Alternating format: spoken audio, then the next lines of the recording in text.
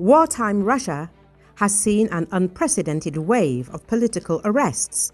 It has included the rooting of the political clan of the once powerful former Defense Minister Sergei Shoigu, the detentions of dozens of regional officials up to and including deputy governors, the suicide of a federal minister who was facing jail, and arrests of high-ranking judges, according to the Moscow Times. This wave has been accompanied by a massive program of asset confiscations, which has sent a chill through those with high-level contacts who once believed they were protected. In other words, the system is being reforged amid the fires of war, and the arrests and confiscations show no sign of dying down. On the contrary, while President Vladimir Putin is preoccupied with the battlefield, the regime requires resources to continue prosecuting the war and token displays of justice. It's customary in some quarters to attribute the rise in the number of such arrests to the personal ambition of individual security officers. To some extent, this is true. After all, it's the job of a security official to put people behind bars, and their success is judged according to the number of arrests and the volume of assets seized, Moscow Times says. For a long time, the major constraint on the security agencies was the memory of Soviet-era repression among the elite, and a belief that giving the security forces too much power could make the system dangerously imbalanced. Even in the last years of pre-war Putinism, close allies of the Russian leader well understood that empowering the security forces was something that could rebound on them. As a result, for many years, Russia's security agencies tracked huge numbers of people and compiled fat dossiers, but made arrests very selectively.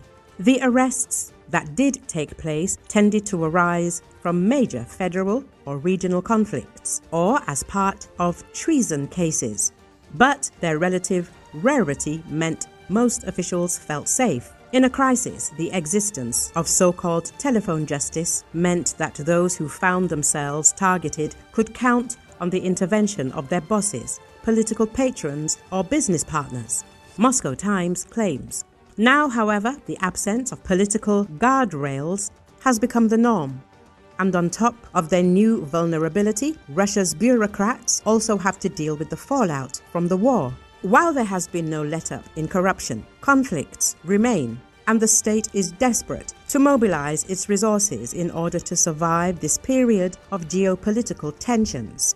Unsurprisingly, this has all been accompanied by a mass nationalization of private assets. The process is generally driven by security officers trying to impress their bosses.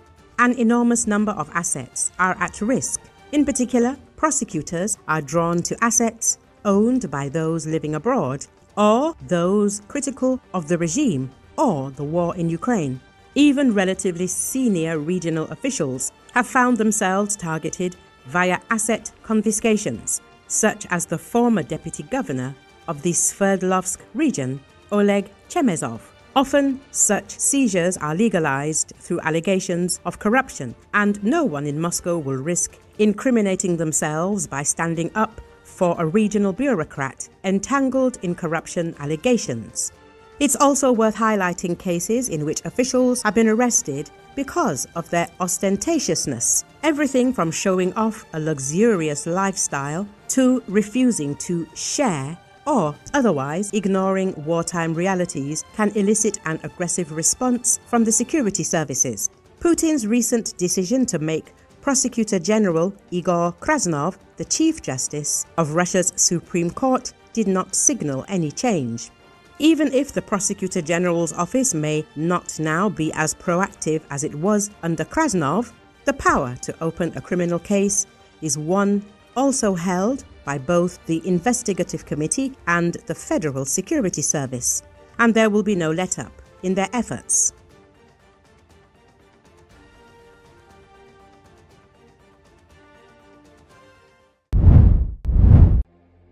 Russian drones struck Sumy in Ukraine overnight, injuring at least 11 people, the regional prosecutor's office said on Friday.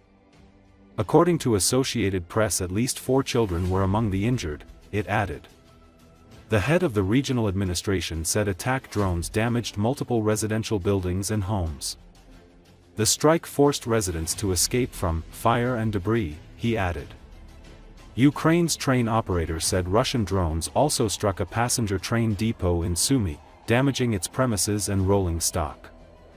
Overall, Russia fired 1 ballistic missile and 145 drones of various types at Ukraine overnight, according to country's air force. It reported that the ballistic missile and 107 drones were intercepted and jammed, while 36 drones reached their targets. The Associated Press had no independent means of verifying these numbers.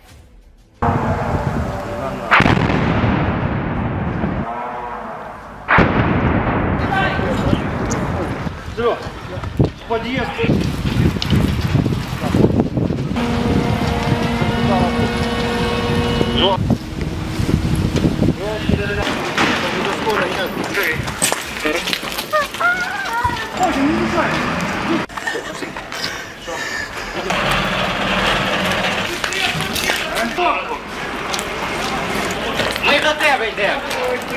Нема. Пока нема.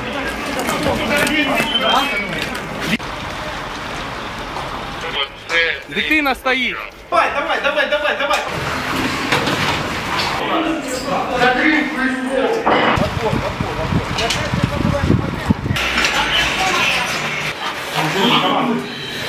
Нормально. Заходимо вліво.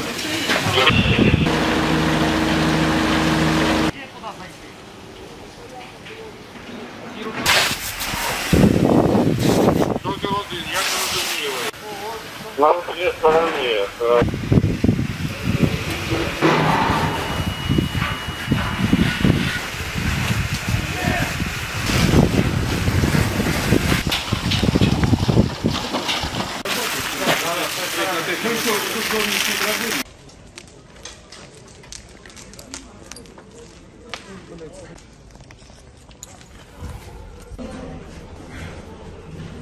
Давай!